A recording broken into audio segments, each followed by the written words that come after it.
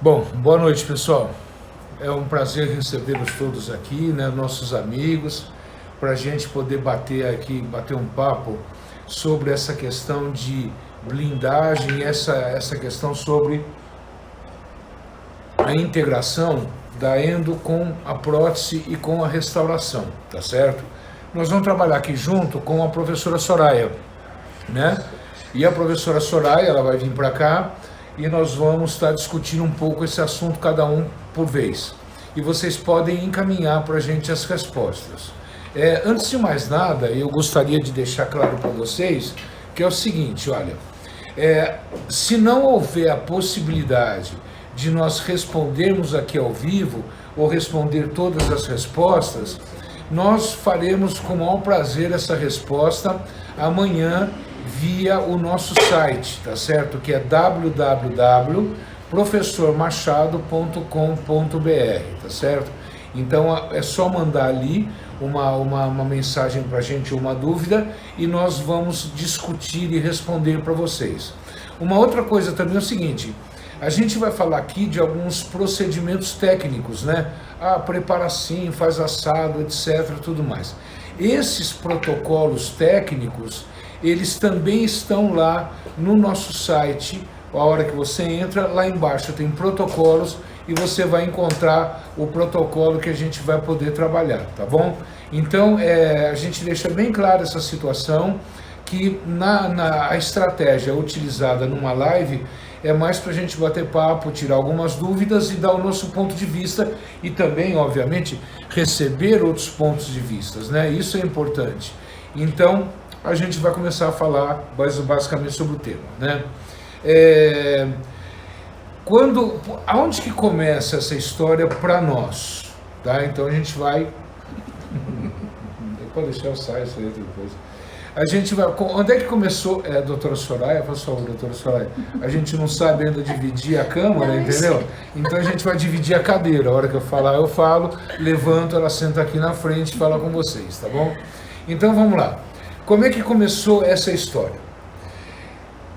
Para a gente, ela é uma história que existe na odontologia há muito tempo, né? Inclusive eu levanto aqui uma pergunta, que é uma pergunta muito usual, onde a gente fala assim, quem é que deve preparar o preparo para o retentor intrarradicular?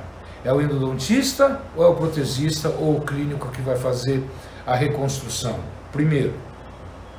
Segundo, quem é que vai fabricar ou cimentar esse retentor no canal radicular?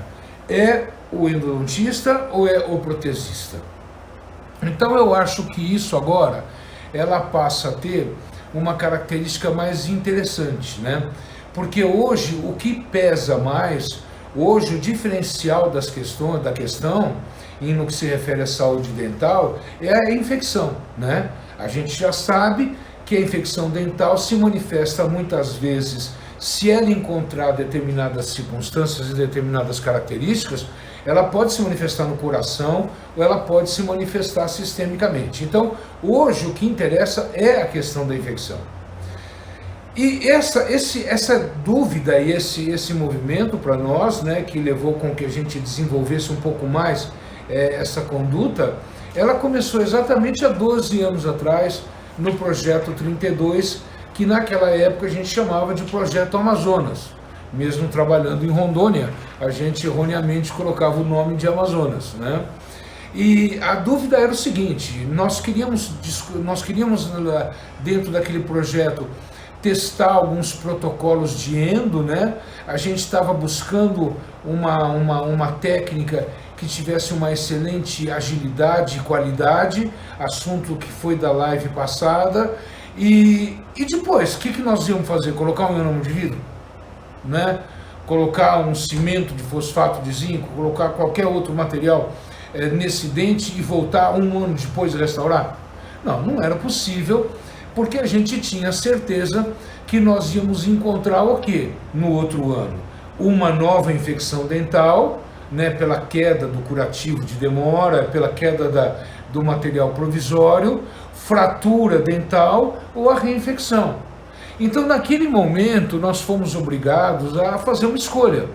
e nós escolhemos por restaurar esses dentes definitivamente com resinas, etc., né?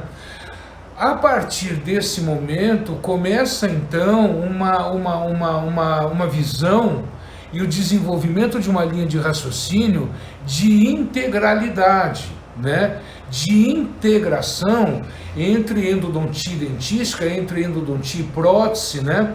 Como se fosse uma, que na realidade é, totalmente linkada dentro da outra, tá certo? E aí começaram os trabalhos, né?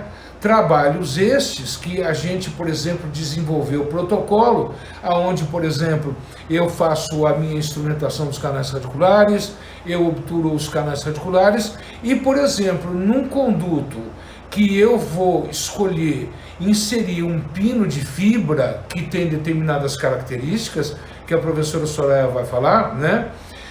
Quando tiver numa situação como essa, eu vou fazer, por exemplo, um preparo do canal radicular normal, com todo o protocolo de substância química auxiliar, e obturar apenas os últimos 5 milímetros apicais, né? Com isso, não só eu crio agilidade e eu crio condições para blindagem, que, sob o ponto de vista endodôntico, é a inserção de um pino de fibra, a inserção de resina dentro desse conduto, a restauração da câmara coronária, a restauração de pelo menos uma parte da coroa, para que eu dê um vedamento e uma resistência nesse remanescente dental, tá certo? Então, esse ponto é um ponto importante que a gente leva com a ideia da endodontia. E, obviamente, você trabalhando em conjunto com a dentística pode vir nesse momento, dependendo do número de paredes do dente, obviamente, realizar a própria restauração, né? Agora, importante, como isso é feito?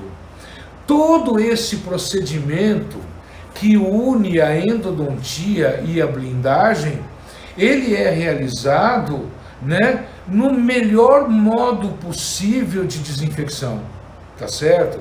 O dente está isolado, tá? Então eu faço endodontia, eu obturo os canais que não vão dar um pino normalmente. O que eu vou pôr o pino de fibra, eu só obturo os últimos 5 milímetros, porque 5 milímetros é o limite mínimo que eu tenho de obturação, tá certo? E aí eu já vou fazer a blindagem desse dente isolado, tá certo? Eu só vou tirar esse isolamento a hora que eu começar a trabalhar a nível, por exemplo, de ajuste oclusal ou coisas que o valham, né? Então esse ponto é um ponto bastante interessante que a gente tem que passar a desenvolver daqui para frente, né? Em busca da desinfecção. Então, quer dizer, a gente está promovendo a desinfecção, a gente está promovendo a restauração, a gente está promovendo o aumento de resistência e o vedamento dessa obturação. Muito bem. Podem existir algumas críticas. Professor, e se eu tiver que retratar? Eu tenho pontas de ultrassom que eu posso fazer esse desgaste. Agora, veja, a pergunta é, por que você vai retratar? Né? Eu acho que esse é um ponto que nós precisamos começar a refletir mais. Se eu recebo a indicação de alguém me pedindo o retratamento de um dente que eu não fiz, eu retrato. Mas endodontia que eu faço, eu não retrato. Por que eu não retrato? Porque eu não tenho mais o que fazer. Esse é o ponto principal, né? Quer dizer, é exigido, é condição básica, você está entendendo? É condição fundamental para nós, né? Por exemplo, a qualidade do nosso tratamento, tá certo? A qualidade desse tratamento. Então, quando eu fizer uma endodontia, eu tenho que ter certeza do melhor isolamento possível, da escolha de um instrumento que me leve à desinfecção do canal radicular, da utilização de um protocolo de substância química auxiliar, de uma boa qualidade de obturação, não é? Porque aí eu te pergunto, o que você tem mais o que fazer no retratamento que você não teria feito? É claro que nós não fazemos sessão única e abscesso agudo, né? Nem lesão refratária. Mas é o caso que isso junto não dá 7%, né? Então, eu acho que esse ponto é um ponto um pouco que deve ser observado com mais qualidade dentro dos nossos conceitos endodônticos. Por que isso? Porque, por exemplo, se eu faço uma endodontia com o melhor de mim, se eu achar que tem alguém que possa fazer melhor, eu devo indicar. Se eu achar com o melhor de mim, eu preciso blindar esse dente. Se a endodontia não der certo, é cirurgia paroendodôntica. Se a cirurgia paroendodôntica não der certo, é implante. Quem disse que todos os tratamentos de canais dão certo? Não dá certo. Nós temos uma margem de insucesso de 5%, de 7%, devido à perda de conhecimento, falta de conhecimento científico. As novas pesquisas no futuro nos trarão luz, nos trarão evidências para que a gente melhore o nosso tratamento, a nossa abordagem endodôntica, tá certo? Então, quer dizer, dentro da atual conjuntura, dentro do status quo que nós temos, eu fiz a minha melhor endodontia, eu não vou fazer outra, tá? Então, porque não é lá. Não, o insucesso não está dependendo daquilo que foi feito, né? Mesmo porque também é muito claro, e a gente demonstra isso muito para os nossos alunos de especialização, que ninguém faz endo buscando sucesso. Nós só poderíamos fazer isso se nós tivéssemos ferramentas para atingir o sucesso. Não, a gente faz o melhor de nós, né? E quando a gente achar que necessita, por exemplo, fazer uma indicação, a gente faz, mas nós vamos fazer o melhor da gente. É o que a gente pode fazer, tá certo?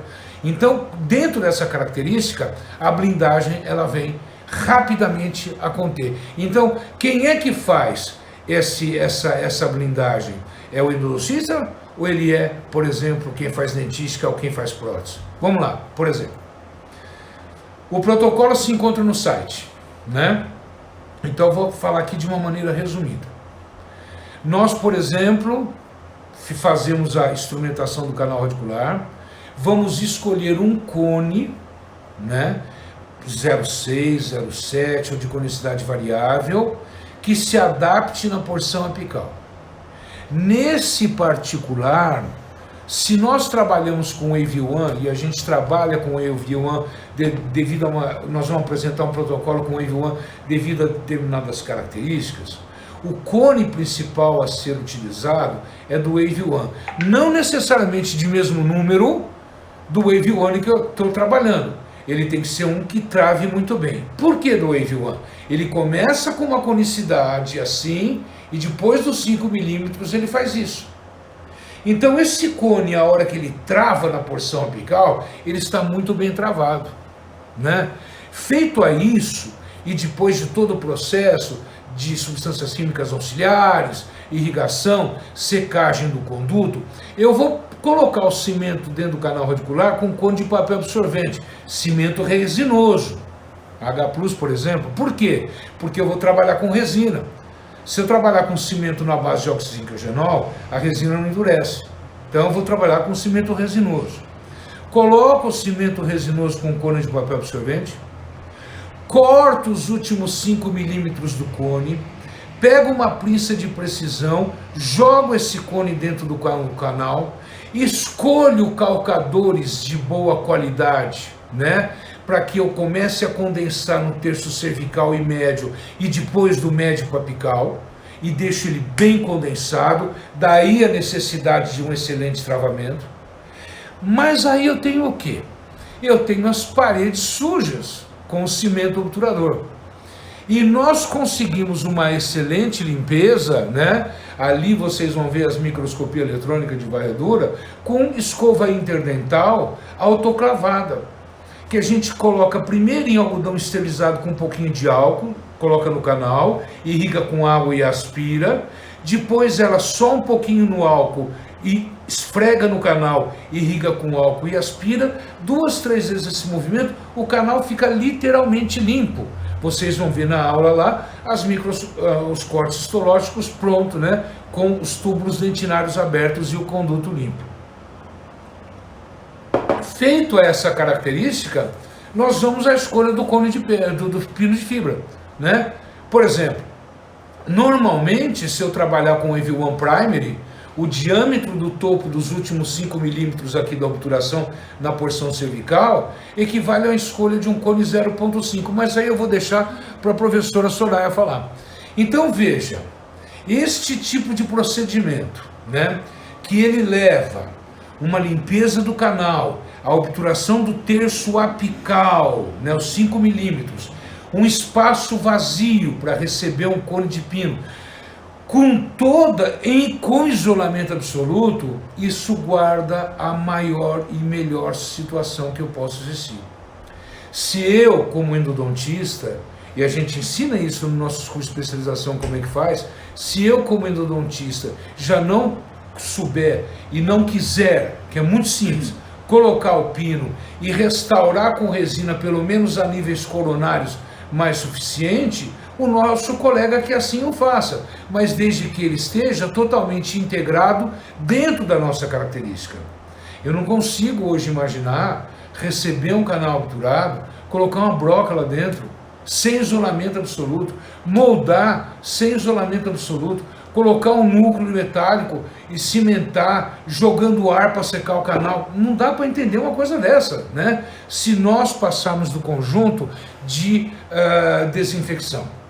Eu quero, nesse momento, tirar um pouco essa questão da arrogância, porque isso tudo, até então, era feito com muito capricho, esse era o protocolo, né?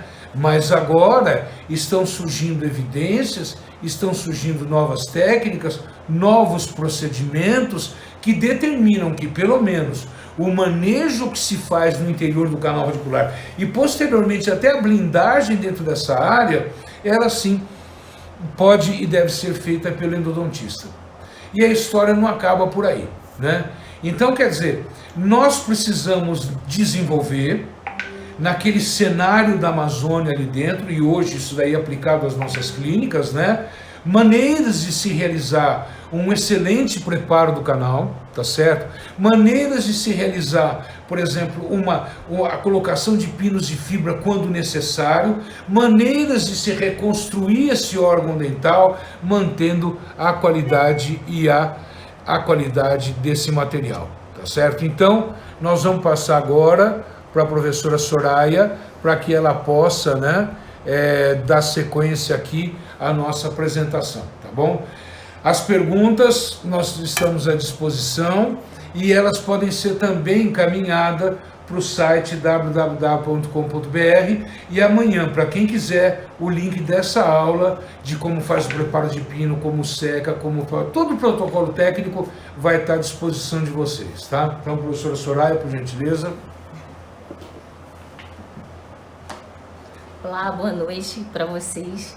Eu vou iniciar respondendo a pergunta do professor Machado, viu? Eu acho que quem tem que fazer a blindagem é o endodontista. Eu prefiro que o meu endodontista faça isso para mim, né? A minha especialidade é dentística restauradora, prótese, e eu me sentiria muito mais segura, né, em se tratando, em reduzir os riscos de reinfecção, né, daquele conduto, que o meu endodontista realizasse esse procedimento. Então, como ele mesmo comentou, né, o professor Machado comentou sobre essa questão da preocupação nesse intervalo entre o término da endodontia, né, e o dia que esse paciente vai realmente restaurar definitivamente esse dente. Esse intervalo, né, tem demonstrado alguns incidentes assim, muito insatisfatórios.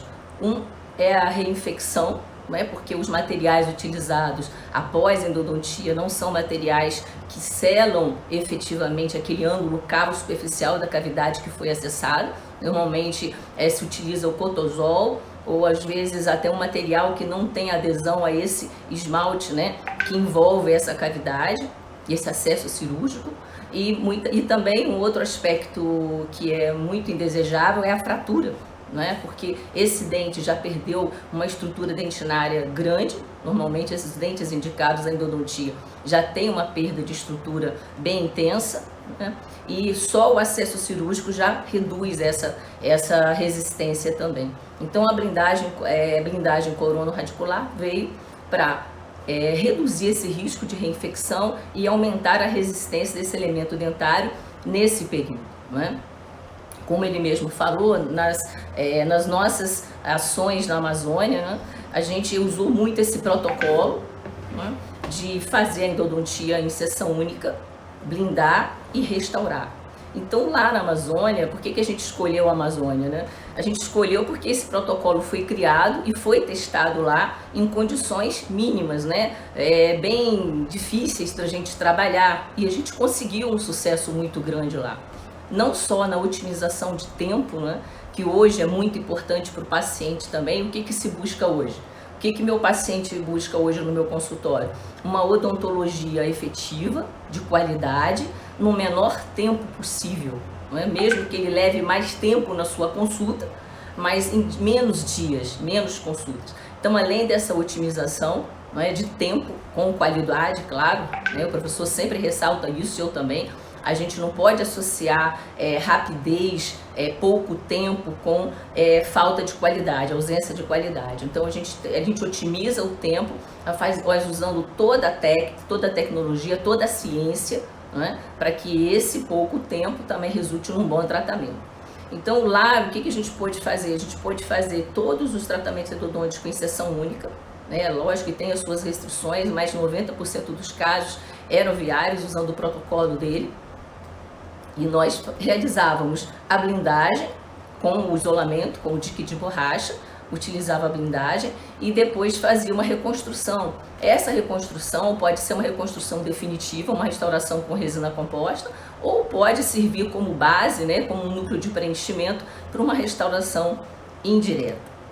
Os resultados que nós tivemos, assim, os melhores resultados que nós tivemos em termos de adesão, né, na cimentação desse pino, foi usando a técnica do cone seccionado, que ele comentou com vocês. Esse protocolo vai estar no site do professor Machado, www.professormachado.com.br, que é a técnica que você faz a obturação endodôntica já com cone seccionado, lá mantendo os 5 milímetros de selamento apical nesse tratamento. E você, né, dessa forma, você já com cone cortado, você tem uma facilidade na limpeza desse conduto, onde eu vou inserir o meu pino de filo, onde eu vou colocar o meu pino de filo, tá? Então, nesses casos, nós tivemos um resultado muito bom pela facilidade de limpeza, né? A gente vai estar restrita à limpeza do cimento endodôntico, com álcool 70, tem um protocolo com escovinhas, né, intracanal, e também na técnica em que você faz a obturação endodôntica, coloca o cone de guta inteiro, né, sem estar seccionado, e você faz o corte dele nessa mesma consulta e blinda. Então a facilidade de limpeza das paredes de conduto foi muito maior. Então nós realizamos vários trabalhos de pesquisa com o professor Hector, com o Manuel Eduardo, com o Kleber na Bestima. A gente fez uma pesquisa bem recente e os resultados da adesão do cimento resinoso à parede do conduto foi muito melhor nessas situações que eu citei para vocês, né? Porque a limpeza foi muito mais fácil. A gente tem esse desafio, né, da adesão do pino, do cimento resinoso, já que é um conduto onde eu realizei uma obturação endodôntica, e esse cimento da endodontia, o intuito dele é entrar nos canalículos dentinários, e isso dificulta a nossa parte, que é de cimentação adesiva, não é? Então, pensando por um outro aspecto, né, mais restaurador, mais ligado à restauração e às inseguranças que essa técnica de blindagem gera, né, porque já houve muito insucesso com pinos de fibra de vidro. Por que houve esse sucesso com pinos de fibra de vidro? Porque os protocolos ainda não eram adequados, os materiais não tinham sido muito evoluídos e nem as técnicas, né? Hoje nós trabalhamos com vários aspectos mais importantes que vai melhorar o prognóstico dessa técnica, tá, de blindagem. Primeiro, não considerando que a adesão, quando você usa um cimento resinoso, tá? Você está deixando assim aquela sensação de que a adesão desse cimento vai ser responsável pela retenção desse pino dentro do conduto. São vários fatores que vão influenciar nessa estabilidade, nessa retenção do pino dentro do conduto. Primeiro, o comprimento, que a gente deve explorar o máximo possível o comprimento dentro do conduto. Segundo, a limpeza do conduto, tá? Terceiro, nós trabalhamos com um protocolo que a gente não remove dentina do conduto para colocar fibra. Então a gente trabalha com o quê? Com a remoção da guta, cortando o mínimo possível, se possível não cortar essa dentina, a não ser no procedimento endodôntico, de instrumentação endodôntica, escolher um pino de fibra que seja correspondente ao calibre desse conduto após a instrumentação. Hoje nós temos diversos calibres de pinos de fibra de vidro, 0,5, 1, 2, 3.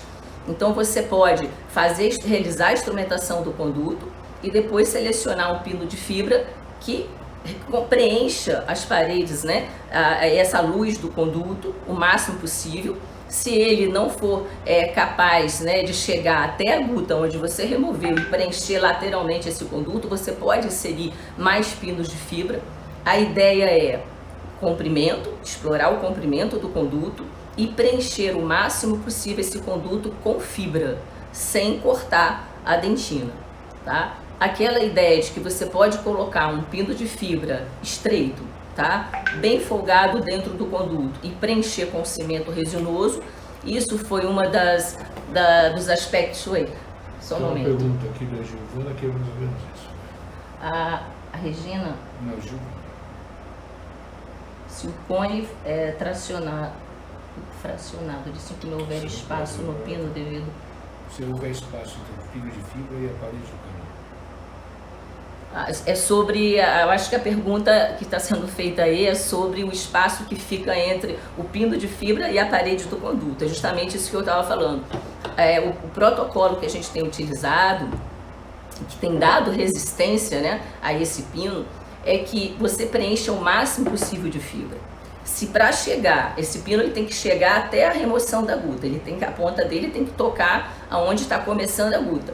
E lateralmente você tiver um espaço entre o pino e a parede do conduto, ou você insere pinos acessórios de fibra. É lógico que esses acessórios não vai chegar até a guta, mas ele vai preencher o máximo possível, porque os canais são cônicos, não é? Ou você pode reanatomizar esse pino de fibra com resina composta. O que não pode acontecer é você cimentar um pino estreito e preencher esse espaço com cimento resinoso. Por quê? Porque o cimento resinoso, ele não apresenta resistência mecânica. Então, com esforço mastigatório, ocorrem microtrincas nesse cimento e esse pino, por mais longo que seja, ele vai acabar se deslocando. Então, essa foi uma das causas, uma das maiores causas do insucesso do pino de fibra. Então, a intenção é que esse canal seja preenchido com maior volume de fibra e resina. E o cimento resinoso só tem a função mesmo de cimentação, de preencher o espaço entre o pino e a parede do conduto, e não preencher o conduto com o cimento resinoso. Então essa é uma questão, mais fibra. Uma outra questão importante, além do comprimento, além da quantidade de fibra que está dentro desse conduto, realizando a blindagem, um outro aspecto é o equilíbrio que esse elemento, que esse dente vai estar em toda a arcada. Então, o insucesso do pino metálico fundido, ou o sucesso do pino de fibra de vidro, ou de qualquer uma outra restauração, vai estar muito ligado ao equilíbrio desse dente dentro do arco, O equilíbrio dele com os dentes vizinhos, adjacentes, e com o dente antagonista. Nenhum tratamento ou restauração direta ou indireta, ou pino metálico, ou pinos de fibra de vidro, ele vai ter sucesso ou vai ter um bom prognóstico se esse dente tiver com esforço mastigatório excessivo, Até mesmo as guias caninas, porque muitos me perguntam, poxa, mas você usa o pino de fibra num canino para fazer uma coroa total? Eu uso pinos de fibras no canino, tá? Até mesmo para fazer uma coroa total. Mas por quê? porque essa guia ela tem que estar em equilíbrio, ela não pode estar excessiva também, né? E eu vou ter que contar com outros aspectos que eu não mencionei ainda aqui, que são muito importantes, além desses citados, que seria o quê? Quando eu vou realizar um protocolo de blindagem, eu tenho que considerar o fotopolimerizador, a potência do meu fotopolimerizador, eu tenho que estar com um bom emissor de luz, né?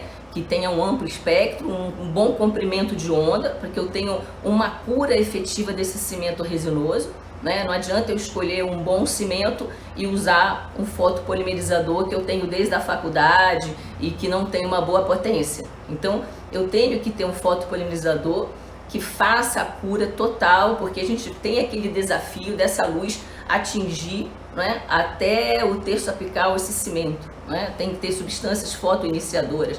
Então, eu tenho que ter um bom foto, eu tenho que dar preferência a cimentos resinosos, químicos, né, que não precisam necessariamente dessa luz, a cimentos que podem ter um início da cura com a luz, mas que eles têm uma reação química também, porque se essa luz não atingir o terço apical, ela tome uma cura, né? Então, o fato de vocês colocarem a sonda lá, a exploradora, no cimento ali, na cervical, para ver se ele endureceu, entre aspas, não significa que ele tenha tomado uma cura total. Então, às vezes você usou todo um protocolo correto, mas essa luz não teve uma boa potência, ou esse cimento ele não teve a capacidade de ter uma reação química onde a luz não atingiu. Então, um bom fotopolimerizador, né, com uma boa potência, cimentos resinosos que tenham reações químicas, que sejam totalmente químicos ou que sejam duais, né? Quando se trata de coroas totais, eu dou preferência para os cimentos resinosos totalmente químicos. Eu já vou responder algumas perguntas, deixa eu só terminar essa linha de raciocínio. E além da boa foto, os adesivos, os sistemas adesivos utilizados também, de preferência, vocês usam sistemas adesivos que sejam duais também, tá? Pelo menos dentro do conduto, porque você vai precisar que essa luz atinja até lá o terço apical e muitas vezes isso não acontece. Gente, com relação ao fotopolimerizador, o ideal é que você tenha uma potência de 1.200 megawatts, tá? Vocês possam ver a marca da escolha de vocês, mas o importante é que tenha essa potência, tá? E um bom comprimento de onda que esteja entre 395 a 400 nanômetros, que é o comprimento ideal de onda para esse tipo de procedimento, ou até para cimentação de coroas em cerâmica. Então tem que ter um bom comprimento de onda, tem que ter um amplo espectro de intensidade de luz, tá? Para que vocês possam ter uma boa fotopolarização, uma boa cura aí. Então, as perguntas aqui. Vamos ver, tem mais perguntas aqui. O pino de aço da Reforpost é indicado? De aço? Da Reforpost é indicado? São os pinos que... O pino de aço que você fala é o pino totalmente de aço. Olha, eu não utilizo mais os pinos de aço, nem pinos metálicos, tá? Eu não vejo, assim, uma razão para eu não utilizar o pino de fibra de vidro em todas as situações. Por que eu imagino isso? Porque essa diferença, essa vantagem da fibra para os metais, do que os metais, né? No caso, você está falando de um pino totalmente de aço, né? A preferência é o seguinte: o pino de fibra de vidro, ele tem uma resiliência, tá? Muito parecida com a da dentina. Então, quando você tem um impacto mastigatório, esse pino de fibra, seja fibra pura ou reforçado com resina composta, ele é mais macio, ele amortece esses impactos. Então, o risco de você ter fraturas radiculares é muito menor. Então, eu prefiro trabalhar com a fibra ao invés dos pinos metálicos. Mas muitas vezes existem perguntas também, né? Algumas perguntas que falam: poxa, mas você não tem a preocupação de um pino de fibra fraturar, né? Porque o pino metálico é difícil um pino metálico fraturar, mas acontece.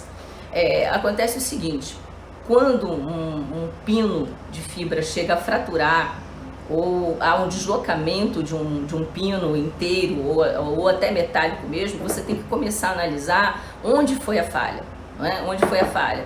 A falha foi no comprimento? Não, ele estava longo o comprimento do pino, mas mesmo assim ele fraturou.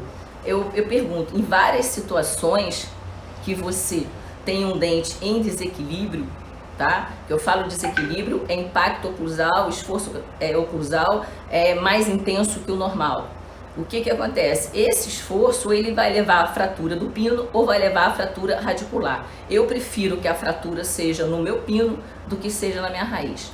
Se você usou todo o protocolo corretamente e esse pino fraturou, tem que haver uma análise desse elemento dentro de todo um contexto oclusal, porque realmente deve estar acontecendo. É muito difícil um pino de fibra fraturar em condições de equilíbrio.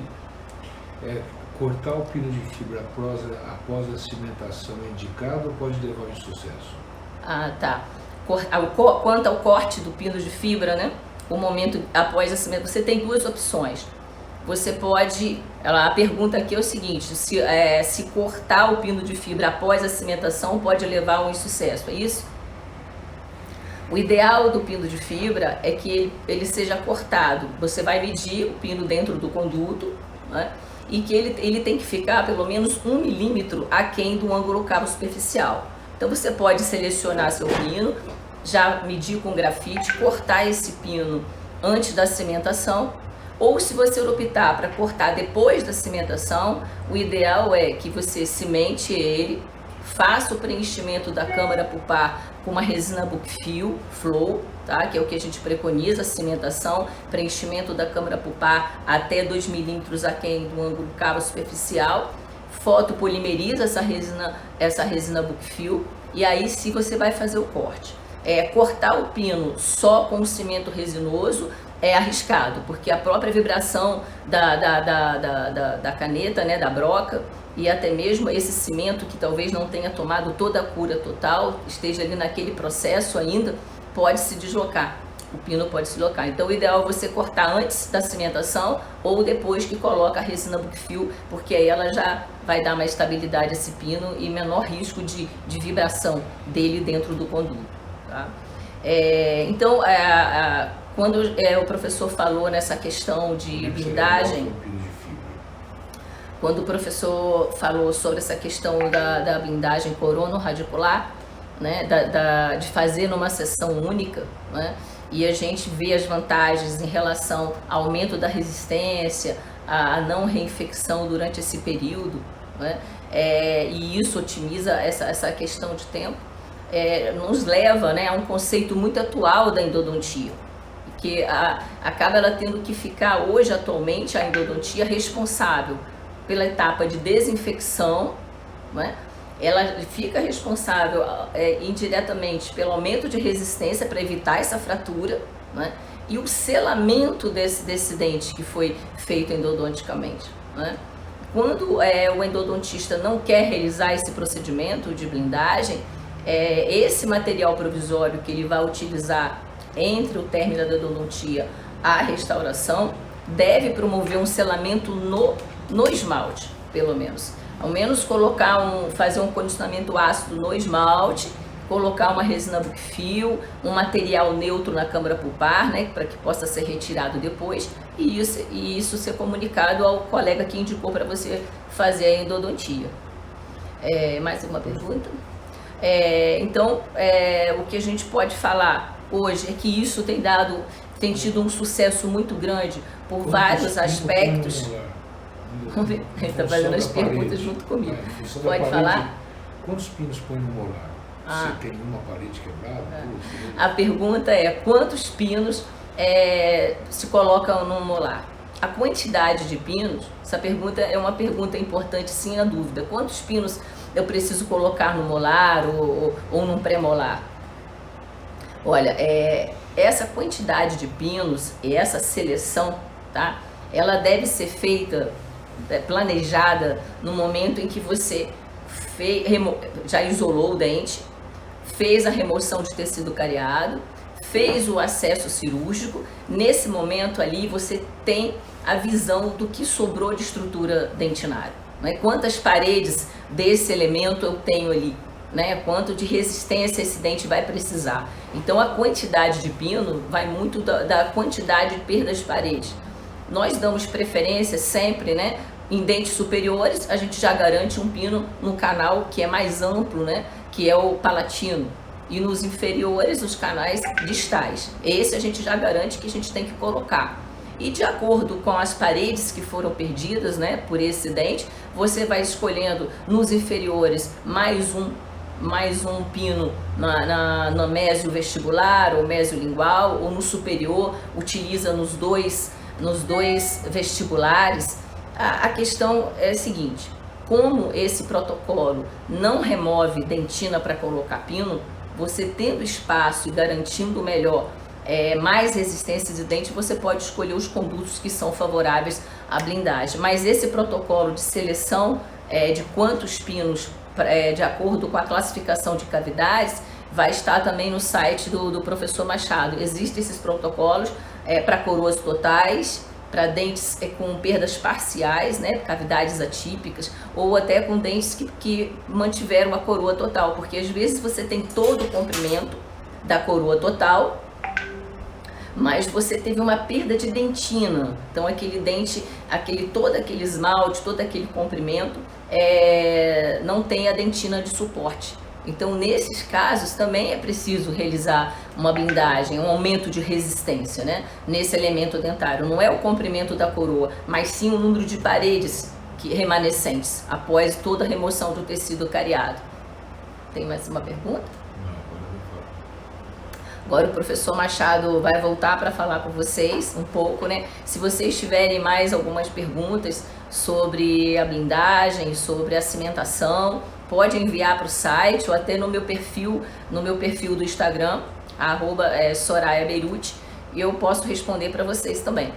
Tá bom? Muito obrigada. Um beijo, boa noite para vocês.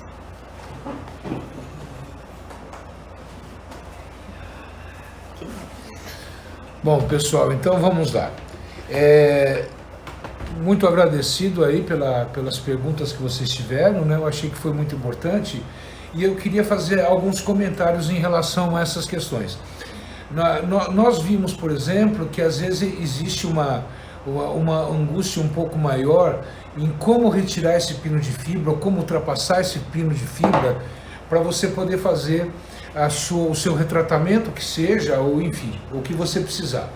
Veja, nós estamos colocando aqui algumas situações bastante distintas, né? Nós estamos colocando aqui uma situação onde você fez a endo, como a gente já conversou. Nós estamos colocando aqui uma situação de não um pino de zircônia ou um pino de metal. A gente ouviu várias vezes, né, comentários falando assim, olha, o pino de fibra leva a fratura radicular, ou o pino de fibra leva a fratura do pino de fibra. A professora Soraya já colocou algumas dessas coisas, mas veja, nós temos no mercado alguns pinos de fibra, como dizia, que são extremamente rígidos, né? São tão rígidos como metal ou mais. E veja também que se nós falarmos sobre pino de fibra, como em tudo em endodontia, a gente precisa colocar aonde a gente se situa, tá? Nós temos no mercado pinos de fibra que vêm com broca, para você já fazer um desgaste com a broca para colocar o pino encaixado naquele espaço, entendeu? Veja, aí nós estamos fazendo uma dilatação do canal radicular, que a gente faz para pino metálico também. Essa dilatação do canal radicular, inclusive em função da curvatura, é que leva à fratura da raiz, né? Então, quando a gente chega e fala, usa, por exemplo, um instrumento reciprocante, e a gente sabe que quando a gente obtura esses 5 milímetros, o diâmetro do canal acima daqueles 5 milímetros equivale a um conital, entendeu? Nós não vamos desgastar dentina. Usar um cone, um pino de fibra com a dureza da dentina. Usar uma resina com a dureza da dentina, né? E outra coisa muito importante, da mesma maneira que nós não estamos fazendo um baita preparo para colocar um pino de fibra, que é um poste duro pra caramba, né? A gente não pode colocar um pininho de fibra só com um tremendo espaço do lado. Então é por isso que o protocolo que a professora falou e ela, na sua expertise da questão de restauração e prótese, fala em pinos individualizados. Os pinos individualizados pressupõem pinos que chegam até o seu comprimento, né, de uma maneira adequada e que permite a inserção de outros pinos mais finos em suas laterais, mais o cimento, e aí eu tenho sim um pino individualizado da dureza da dentina para aquele conduto, tá certo? Muito bem, ao colocar o pino, eu vou lendo aqui algumas perguntas, tá certo? Porque eu não enxergo nada, isso daqui fica na minha frente, entendeu? Então vamos lá, nós temos aqui, ó, colocar o pino de fibra na mesma sessão de finalização do tratamento endodôntico reduz grotescamente a chance de infecção? Claro! Blindagem, né? Olha, a gente tem trabalho aí que a gente vê que às vezes a pessoa demora 1 ano para restaurar o dente. Graças a Deus, né, que Deus é um pouco endodontista, porque senão o nosso índice de insucesso seria ótimo. Agora também, a gente não pode ficar chutando a medalhinha, né? Existe a reinfecção, existe a reinfecção. Nós não podemos também ficar aqui numa situação de que toda vez que a gente descobre alguma coisa melhor, o resto não presta. Não é nada disso, nós estamos dando a nossa opinião, a nossa ideia. Olha, depois de trabalhar tanto tempo com isso, né, a gente vê essa situação. Hoje isso a gente já coloca nos nossos cursos de especialização, né? A gente forma um profissional com essa característica, envolvendo um aspecto muito importante que hoje nós temos como blindagem, né? Por isso que eu falo, bom, eu sou endodontista, eu vou fazer, mas eu não tenho aquela habilidade de restauração coronária, de cúspide, você está entendendo? De, por exemplo, oclusão, etc.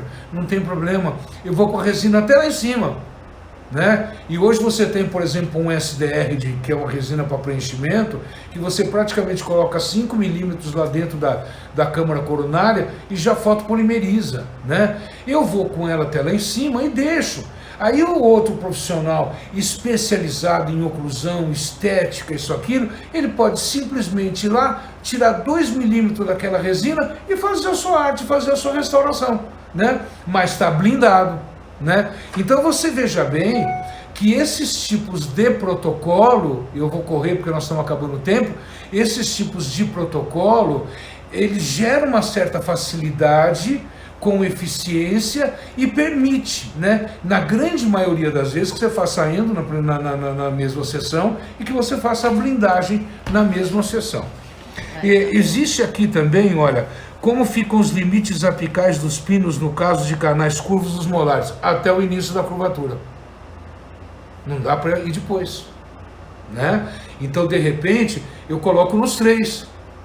Ou de repente eu coloco no palatino um pouco mais e no mês vestibular, se eu não tenho aquelas 2 paredes, somente no início da curvatura, né? Então eu vou ter que fazer o planejamento em relação a essas questões.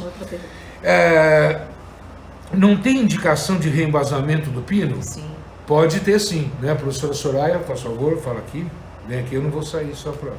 Fala aqui, gente. Meu Deus. Falou. Tem indicação sim, como eu expliquei. Se você utiliza a técnica de cimentar o pino principal e os acessórios, ou você pode utilizar um pino que preencha o máximo possível e reembasar esse pino com resina composta, uma resina híbrida, né? Porque dessa forma você vai ter um pino formado de fibra e resina, e não ter que preencher esse espaço entre o pino e a parede com cimento resinoso, mas tem indicação sim. O importante é que o pino esteja o mais justo possível em contato com as paredes do conduto. Pessoal, existe uma pergunta aqui muito importante, que é como a gente faz para remover esse pino de dentro do canal radicular, tá? Nós temos vários passos aqui, nós podemos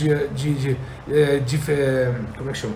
Desgastar um pouco esse pino com broca diamantada, nós podemos, com brocas esféricas, nós podemos trabalhar com pontas de ultrassom específicas para isso, como a ED20, ED60, né?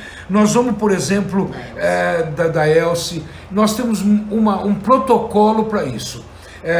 Eu peço, gentilmente, que a colega nossa que está pedindo esse protocolo, ou quem se interessar por esse protocolo, entra no site amanhã, porque eu coloco desde a cirurgia de acesso, como é que você vai remover, até todo o canal radicular, quais são os procedimentos para você poder remover esse pino, quais são as brocas mais utilizadas e quais são as pontas de ultrassom mais utilizadas.